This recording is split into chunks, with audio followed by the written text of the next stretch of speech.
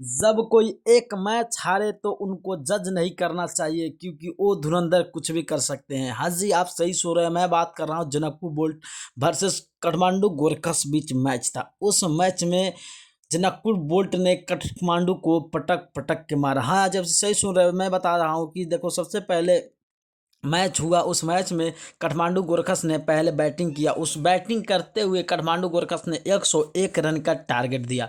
उस 101 रन को टारगेट करने पीछा उतरा जनकपुर बोल्ट ने।